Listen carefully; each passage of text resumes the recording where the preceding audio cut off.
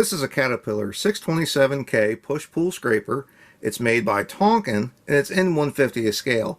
Now, when these first came out, everybody was pretty excited, just for the fact that we're getting a decently detailed, updated push-pull scraper that's in the mid-size, mid-size range. Norscot had made some scrapers. They made a 623G elevating scraper that was largely terrible. I mean, it wasn't good quality. It was more of a toy than it was a scale model. And they also made the 657s, which were decent, but they're also huge. Like, you don't see a 657 very often unless it's on, either a mine site or a massive dirt moving job. So to have a 627, this is your basic mid-size scraper. This is what a lot of excavating contractors use because they're not too big, they're not too small. You're not going to go bankrupt putting fuel in these things every day, and you're still going to be able to move an awful lot of dirt. And that's why it was so exciting to get a decent scraper. These really are pretty nice. They're surprisingly heavy.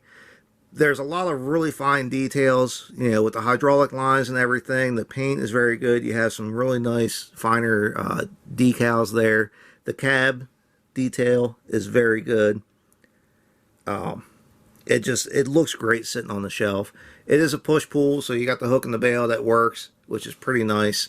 The handrails and the lights and everything are really pretty nice. The casting detail is very good. It does have a GPS pod here. They call it grade control, but it's GPS. And the rear motor again looks pretty good. The amount of detail is just very, very good. To me, I think these are every bit as good as what CCM puts out, and you're typically paying about a third of the price. Now, these scrapers here, I've seen them sell for $75. I've seen them sell up to $125. To me, at $100, I think they're absolutely worth it. I think they're an excellent value at $100.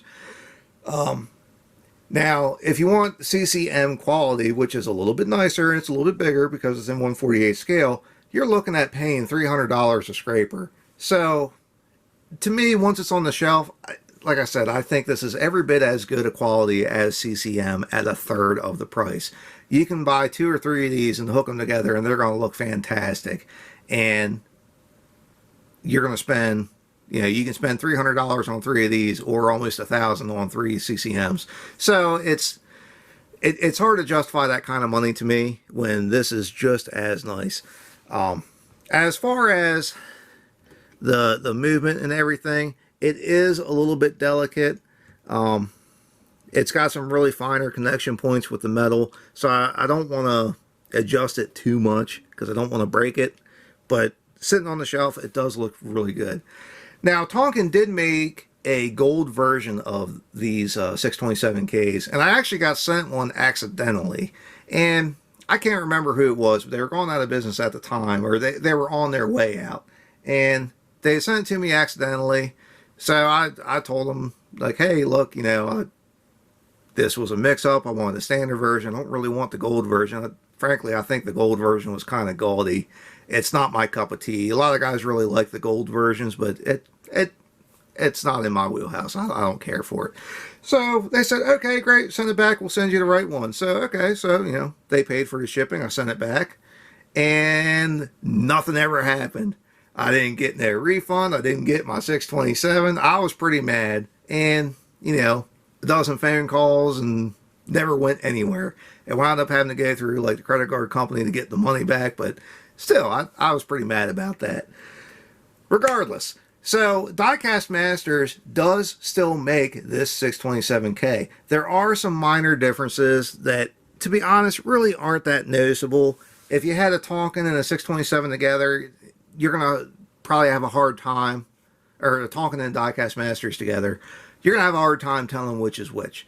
There's some subtle differences, and to be honest, I'm not even sure I can really point them out. The biggest difference, however, is the packaging. The Diecast Masters one does come in a tin, and it's packed a little bit better. The Tonkin version comes in just a regular, cardboard box with a plastic window, but if you're going to put it on the shelf, who cares what it comes in? like I said, it looks good sitting on the shelf. Overall, it's a very nice model. I totally dig it. It's nice to have a really nice mid-size scraper model. Anyway, that's about all I got for this. If you have any questions or comments, feel free to ask. If there's anything you'd like to see, let me know. I might just have it squirreled away somewhere. I got, a bunch of videos lined up to do of things that people have asked for. I do have some older models. I do have some newer stuff, but I do have a fair amount of older stuff because, I've been buying and selling these things for darn near 20 years now. And anyway, if you want to see more of what I have, please subscribe to Maryland Construction Diecast. And thanks for watching.